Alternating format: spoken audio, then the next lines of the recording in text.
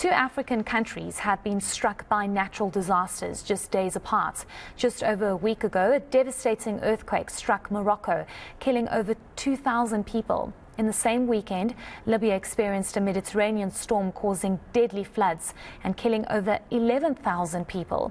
Aid organisation Gift of the Givers was more than ready to offer assistance, but Morocco refused international aid, whilst Libya was relieved to have help and requested urgent intervention. Unfortunately, due to travel logistics, the mission had to be cancelled. I'm now joined by Gift of the Givers founder, Dr. Imtiaz Sooliman. Thank you so much for your time, Doctor. We do appreciate it. Maybe just tell us what's the status on both Morocco and Libya in terms of aid being provided to both of these countries. Good evening, Heidi. In terms of Morocco, they said they can manage. You know, from the first day when the earthquake hit on the 1st of September, they received calls for assistance from many countries in the world. And they very politely told our embassy, they told our government, they told us that, look, at the moment, we're taking teams from Spain, support from Qatar, from the UK, and from the UAE. And we will manage this disaster on our own.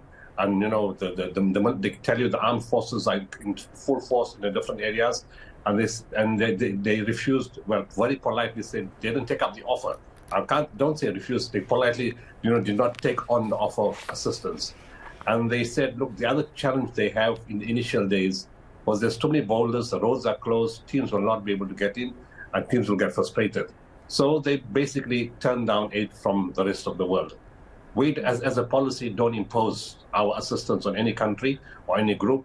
It has to come from them. But as a courtesy, being an African country, we offer them that support through the government and through various channels. On the Libyan side, it's totally opposite. Yeah, sorry, continue. It's okay. Continue, on the Libyan Doctor. side, it's totally. Yes, on the Libyan side, it's totally opposite.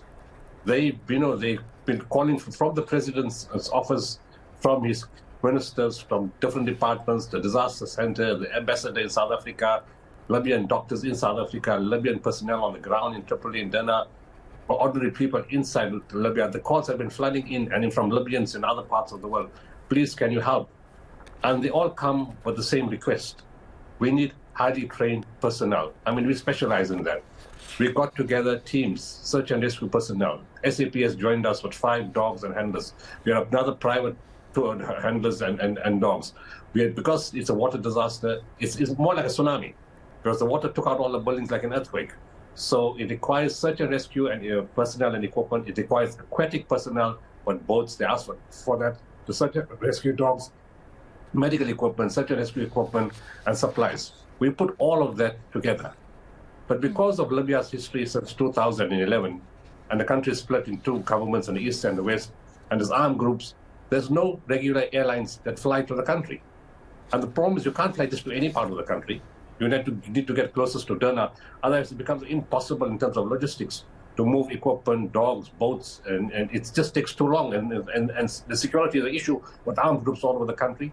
Also, it's a country where people are taken hostage. South African Helco van Deventer was taken hostage in Libya and is currently still held hostage in Mali. So these were the challenges. The only way to overcome that was to charter a plane and to fly into Tobruk, which was 180 kilometers away from Derna. The Libyan presidency said, we will send all people to meet you, send cars, vehicles, support, provide accommodation. There's 2 field hospitals. You can choose whichever one you want. We'll escort you and to the disaster itself. We couldn't fly a single company in the world wanting to fly to Tobruk.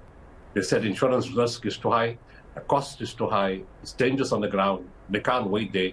And only one airline finally agreed, and the cost $850,000 US, almost 16 million rand.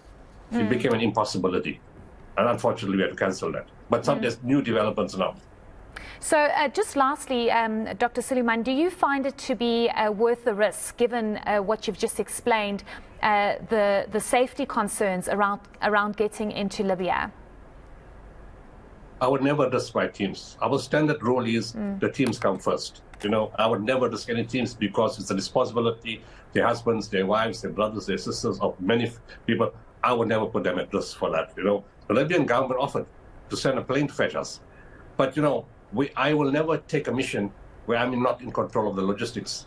And the most critical aspect of disaster intervention, especially where there's armed groups and disorder, is how to get out, not how to get in. And that's why if the plane's not under our control, we will not respond. But something else has happened. We don't want to leave them in the dark because they've been crying. They need personnel, they need formalin to preserve those bodies. Bodies are, need to be embalmed. They need energy for drinks, energy foods for children. They've asked for medical supplies.